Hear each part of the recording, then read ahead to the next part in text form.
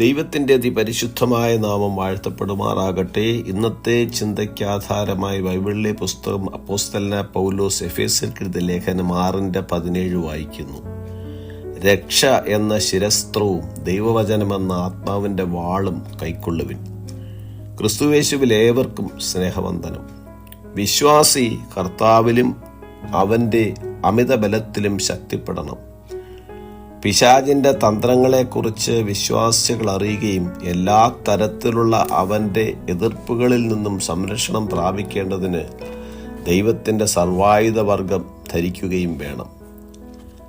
അരയ്ക്ക് സത്യം കെട്ടിയും നീതി എന്ന കവചം ധരിച്ചും സമാധാന സുവിശേഷത്തിനായുള്ള ഒരുക്കം കാലിന് ചെരുപ്പാക്കിയും വിശ്വാസമെന്ന പരിചയം എടുത്തും കൊണ്ട് നിൽക്കേണ്ടതാകുന്നു.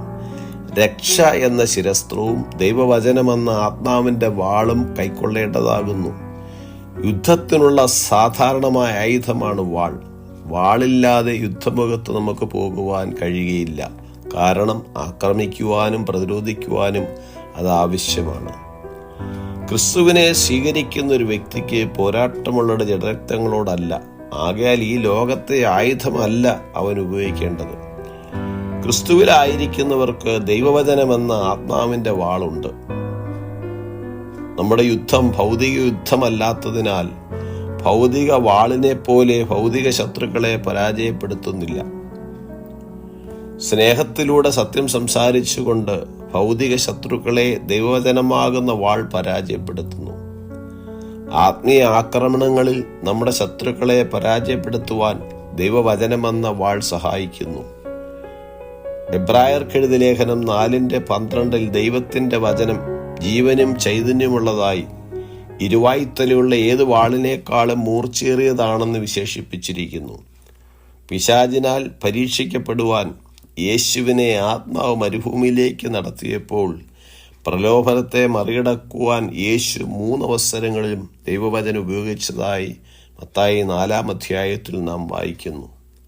സാത്താൻ്റെ പ്രലോഭനങ്ങളും പരീക്ഷണങ്ങളും നമ്മെ വഴിതെറ്റിക്കാൻ ശ്രമിക്കുമ്പോഴും നന്മയെ തിന്മയായും തിന്മയെ നന്മയായും ഈ ലോകം ചിത്രീകരിക്കുമ്പോഴും ദൈവവചനം നമുക്ക് യഥാർത്ഥ നീതി കാട്ടിത്തരുന്നു. വചനത്തിലൂടെ പൂർണ്ണത കൈവരിക്കുക, സകല സത്പ്രവർത്തിക്കും വകപ്രാപിച്ച് തികഞ്ഞവനാകുക, നാം നേരിടുന്ന സകല പരീക്ഷണങ്ങളെയും പ്രലോഭനങ്ങളെയും പരാജയപ്പെടുത്തുവാൻ വചനമെന്ന വാൾ നമ്മെ സഹായിക്കുന്നു. ഇരുട്ടിൻ്റെ അടിമകളായവരെ മോചിപ്പിക്കുവാൻ ദൈവവചനം എന്ന വാൾ നാം ഉപയോഗിക്കേണ്ടതാകുന്നു. സാത്താൻ്റെ അടിമത്തത്തിൽ നിന്ന് അനേകരെ മോചിപ്പിക്കുവാൻ ദൈവവചനമെന്ന വാൾ നമ്മെ സഹായിക്കുന്നു.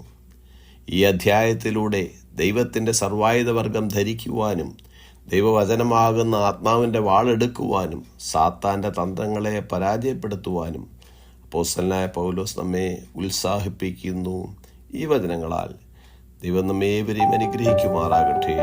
God bless us all.